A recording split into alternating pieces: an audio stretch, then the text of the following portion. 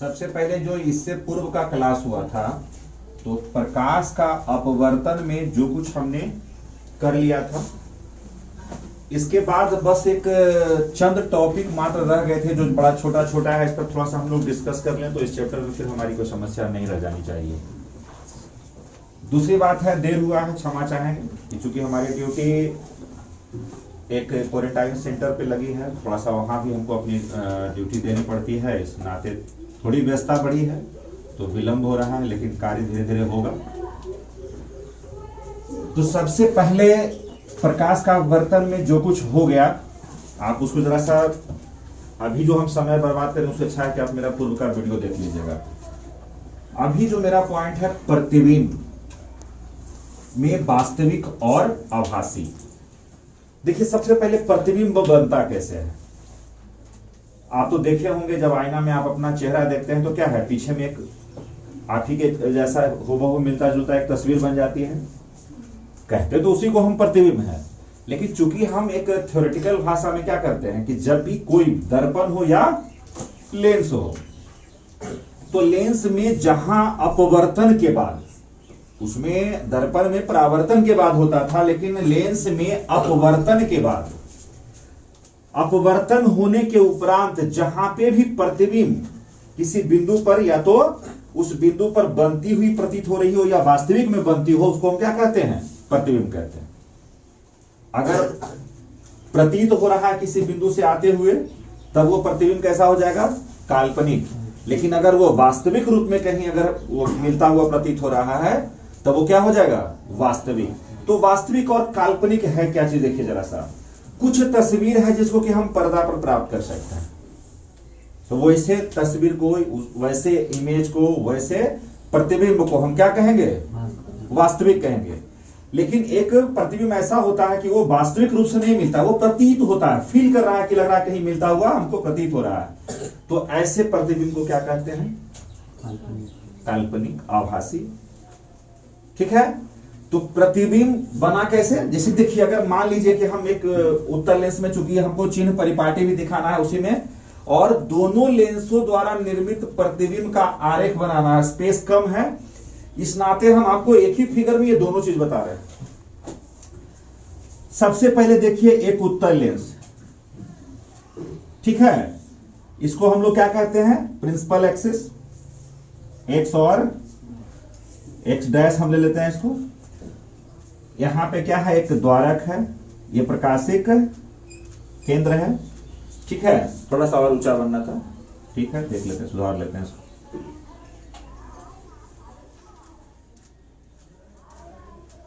ठीक है। अब देखिए, इसमें दो फोकस पूर्व के क्लास में बता चुके हैं, F1 और F2। जाहिर इसका दोगुना या तो C कहिए या तो इसको आप 2F2 कह दीजिए, और इसका दुगना क्या होता है, केंद्र हो जाता है, तो F1 यहां कह लीजिए। अगर हम कहीं भी इसमें कोई वस्तु को खड़ा करते हैं तो कहीं भी हम इसको चेंज करते रहेंगे। एक टेबल भी तुम्हारे किताब में होगा, और इसमें क्या करना है, अलग अलग जगह पर वस्तु को रख करके जो नियम बताया गया था पूर्व, आज उसकी फिर से एक चर्चा कर रहे हैं कि क्या होगा, इसके समानांतर एक किरण चलेगी। अपवर्तन के बाद जब लेंस में जाएगा तो क्या होगा, अपवर्तन होगा। अपवर्तन के बाद कहां से जाएगा, फोकस से एक किरण कहां चलेगी, जो जाएगी प्रकाशिक केंद्र से, जहां एक दूसरे को काटेगी वहीं पर क्या होगा, इमेज फॉर्मेशन होगा।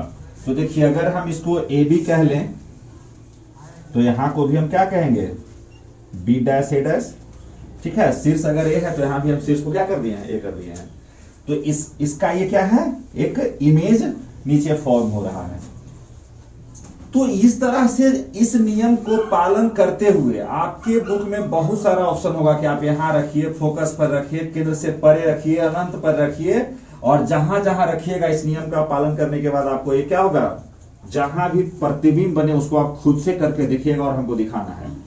तो सबसे पहले अब हम इसी में जरा सा देख लेते हैं कि जब ये कहीं उस तरह बना है तो कैसा बना है, वास्तविक प्रतिबिंब। लेकिन अभी देखिए जरा सा एक फिगर और हम अभी देख रहे हैं, ये हमारा क्या है, अवतल लेंस है ना।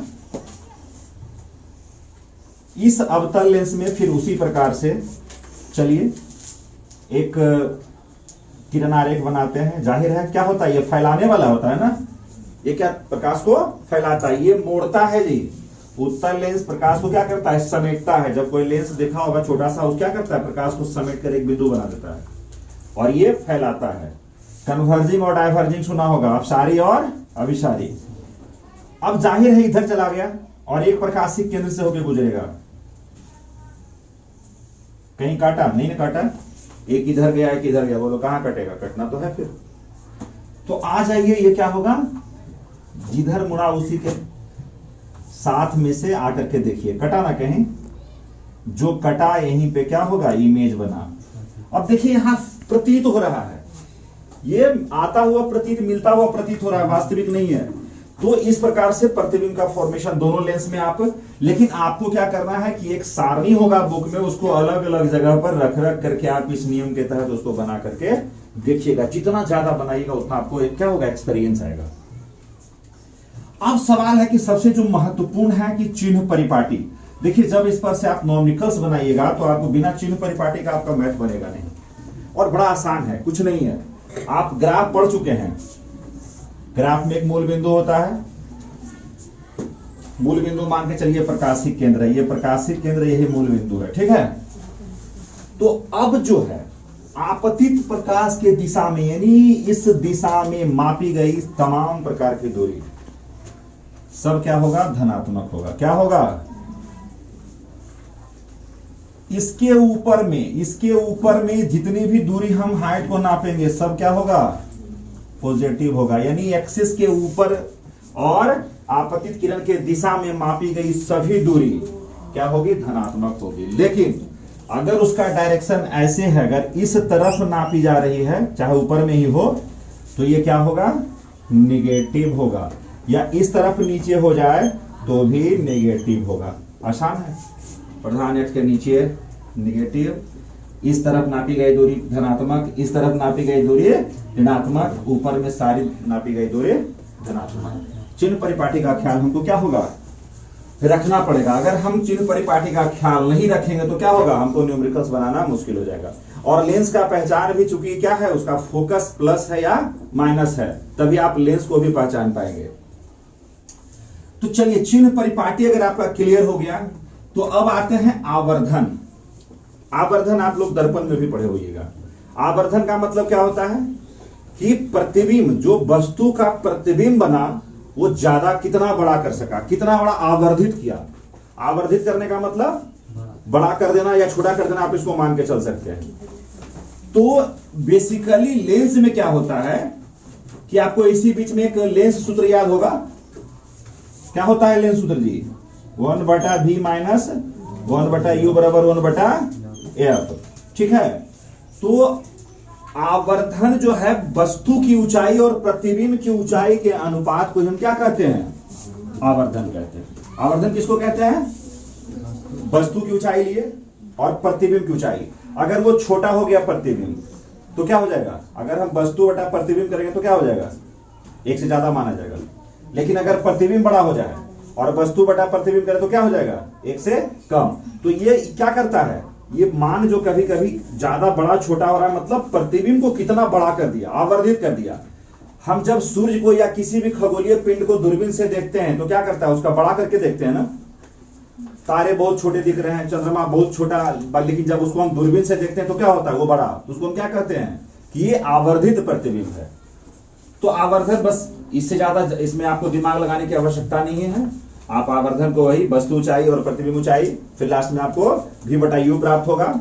प्लस माइनस का प्लस, अगर प्लस मिल रहा है तो अलग है, माइनस मिल रहा है तो वो क्या होगा, उत्तल और अवतल तय होता है, ठीक है। तो उसको थोड़ा सा रीडिंग आप लोग अपना क्या कीजिएगा, अभी क्लास के बाद उसको पढ़ करके देखिएगा, आपका तो पूरा समझ में आ जाएगा। एक है लास्ट है लेंस की क्षमता। हाँ जी, लेंस का इस्तेमाल भी होता है ना सब जगह। और जरा सा दिमाग लगाओ, जब किसी की आंखें खराब हो जाती हैं तो क्या करते हैं, कोई भी लेंस ठोक देते हैं, या लेंस हर एक के आंख का जो क्या है, कितना पावर कम हुआ या क्या हुआ है, कितनी उसकी आवश्यकता है, कितने उसके रेटिना में। ये आगे का एक चैप्टर होगा जब मानव नेत्र पढ़ाएंगे और मानव नेत्र दोष उसके उपचार बताएंगे, उसमें डिटेल से हम लोग बताएंगे। तो कितना ज्यादा उसमें क्या हुआ है, डिफॉर्मेटिव आया है, कितना ज्यादा वो उसमें विकार पैदा हुआ है, कितना उसमें मोड़ पैदा हुआ है, जितना हमको ठीक करना है। तो क्या करते हैं, लेंस की अपनी एक क्षमता होती है, तो लेंस की क्षमता बेसिकली उसके फोकस से हम लोग करते हैं, ठीक है। क्योंकि लेंस की क्षमता उसके क्या है, उसके फोकस के व्युत्क्रम को ही हम लेंस का क्या करते हैं, क्षमता, P बराबर 1/f। लेंस की क्षमता में क्या दिखेगा कि जो पावर उसका है 1/f, यानी f क्या है, उसका फोकस है, उसके फोकस के व्युत्क्रम को क्या कहते हैं हम, उसके क्षमता। जनरली इसका जो यूनिट होता है वो डायोप्टर में फेमस है। लेंस की क्षमता को हम क्या कहते हैं, किसमें नापते हैं, डायोप्टर में। बट इसका ये SI मात्रक नहीं है, क्योंकि ये फोकस अगर मीटर में है तो प्रति मीटर, चूंकि नीचे में मीटर है ना, तो इसको ऊपर लाइएगा तो -1 कर दीजिएगा, तो प्रति मीटर ही कहा जाता है, ये SI है। लेकिन फेमस जो प्रसिद्ध मात्रक है वो क्या है, डायोप्टर है। तो इस चैप्टर में मुख्य जो बिंदु थे यही थे, और पिछले के जो भी क्लासेस हैं उसको आप एक साथ अगर आप देख लेते हैं तो प्रकाश के अपवर्तन में आपके लिए कोई खास बात रह नहीं जाता है। मेरा आग्रह होगा कि इसके सारे क्वेश्चन आंसर आप लोग कर लीजिए। कोई भी बाधा परेशानी होती है आप कमेंट बॉक्स में की कहिए, आप मेरे व्हाट्सएप पे मैसेज को दीजिए, और अगर इसमें समझ में भी आने में कोई समस्या है तो आप निश्चित रूप से कमेंट कीजिए। That's all.